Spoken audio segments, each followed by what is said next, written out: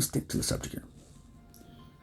So, seeing her live, Dr. Brian Carmen's live, I noticed a lot of people, like I'm mentioning, not knowing, or they're just getting to know what narcissism is. What are the characteristics now, or the traits? So, first of all, because everybody, and I'm sure everyone has narcissistic traits. Everyone has them. It's in a spectrum. Now, just like anything, too much of it becomes toxic. It becomes very, very toxic. So with that said, is it's just digging through experience here, meaning doing things the right way. Now, keep in mind, I'm thankful for my awakening. I am thankful that I am now able to see beyond the veil, and it has made me who I am today, which is a better version of myself that I don't think I've ever would have imagined to be. Now, once you're aware that they are a narcissist, you have to make the decision to leave, or if you're gonna stay. Now, if you stay, just understand, like I explained in my last video, a narcissist is not gonna change. And so this is pretty much just a relationship. And I do want to mention, the longer you are in a relationship with a narcissist, the longer time you have been with them, the harder it's gonna be. Now, you're either gonna deal with it, meaning as in, okay, she's a narcissist or he's a narcissist, and I love him. Now, how can I cope with it? You can find tons of videos of, but I'll tell you right now, everyone, or at least any logical person, is gonna tell you, leave. Leave, and leave. Why? Because a narcissist doesn't want to change. Now, of course, a greater or elite, like H.C. Tudor says, they know exactly what they're doing. They know exactly what they're doing. It's maliciously things to hurt you. As a matter of fact, when they're meeting you, they already know they're going to discard you. They already know. They know they're not going to last you.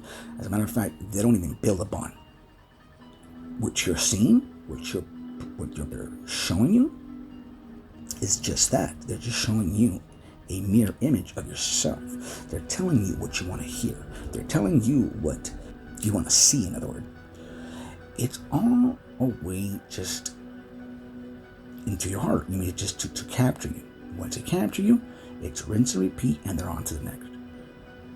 And like I was mentioning, so the first one is just understanding what a narcissist is. Distinguish if they're a narcissist, or at least high in narcissistic traits. You know what I mean? Are they lying to you? Are they bullshitting you? Message! Are you confused? I'll tell you right now, if you are confused in a relationship, chances are you're being gaslighted, you're being manipulated, and you're being denied your damn reality. So if you are confused in a relationship, that is a huge red flag. Be careful there. Second, if they try to make it seem like in mine, for example, like my ex-narc, when I started having suspicion that something was going on, one of the first things that I caught on and I noticed was that she said, where do I have time at? Where am I going to find the time at? And I'm going to tell you where they're going to find the time at. They're going to find the time before work, after work, and even during work. Just remember when you met the narcissist, how clingy they were. How you can't even get them off of you. Like they were just on you like shit on a fly or fly on shit, whatever. That, white on rice, or let's keep it professional, it's white on rice.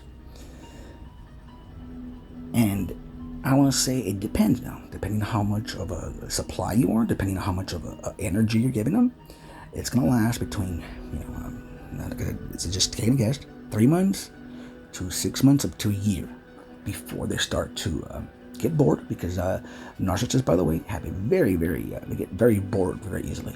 So that's why they're always searching and looking for supply. Now, you'll hear things people say, oh no, I've never cheated, or oh no, I'm and every damn narc that I've known, or at least I've met, they all cheat. They all fucking cheat one way or another. If it's not sexually, it's emotionally.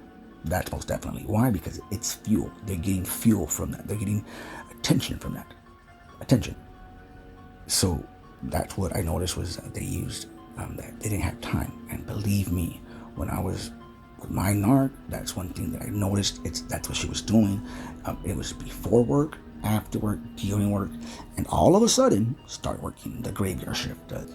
Now there was even times I remember specifically, and I actually laugh at it now. But she gave me kisses by, and she smelled like perfume. Like, what the fuck? Why are you wearing perfume? And I freaked out. And of course, me not understanding what narcissism was, I believed them and blah blah blah. Give the benefit of the doubt, I brushed it off. And that's what they like. They like because they're testing the water. They're testing to see how far they go. Another one that I noticed that my narc did, or my ex-narc did, was, I told her, well, didn't you say you don't work holidays?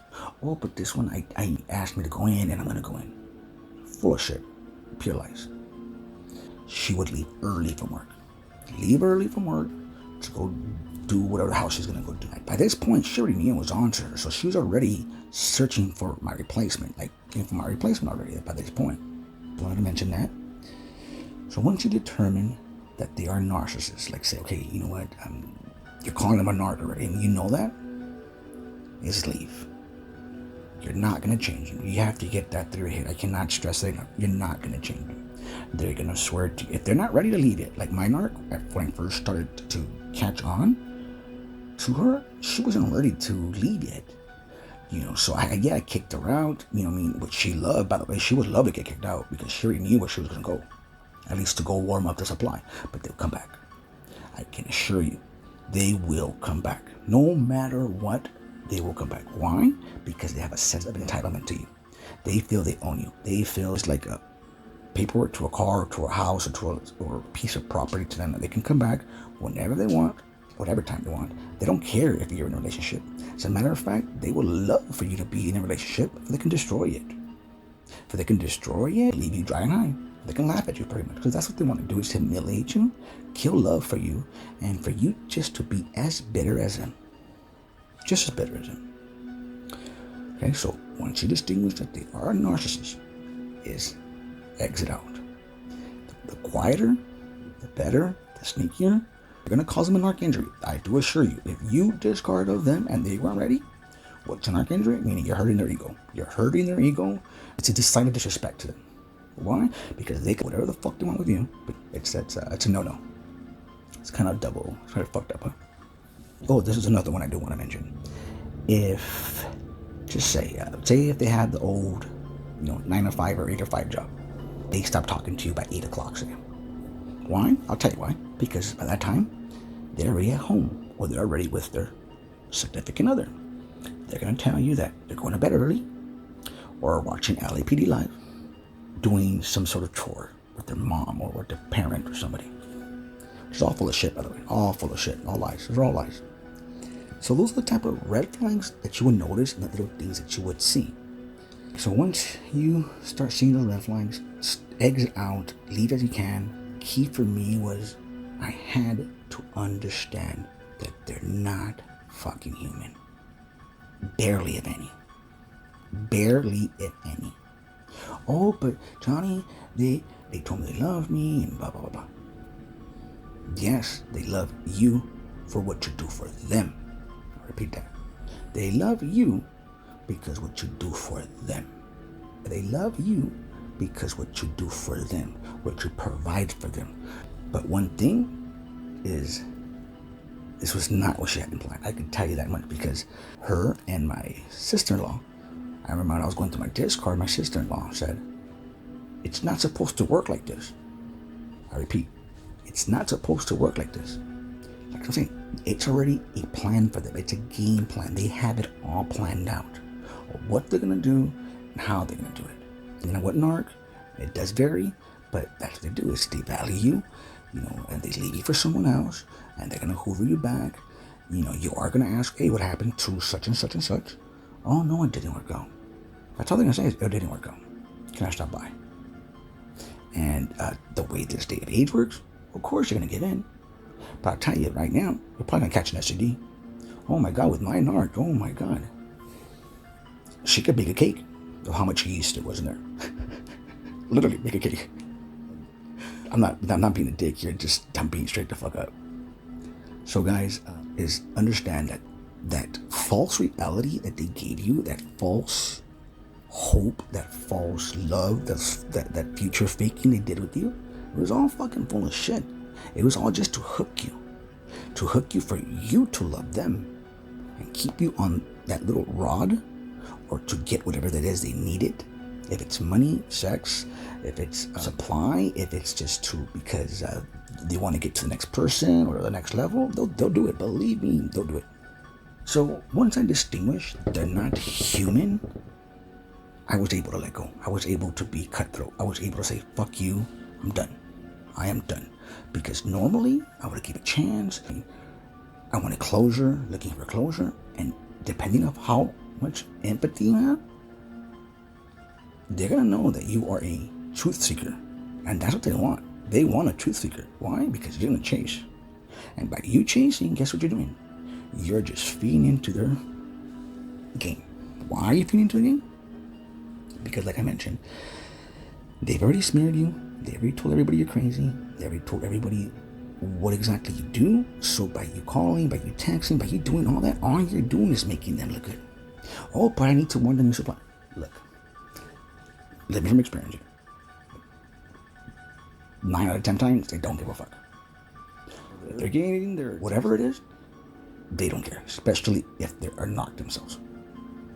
Now, if you want a one-night stand with a couple STDs and a little cup of yeast on the side, by all means, you're more than welcome to.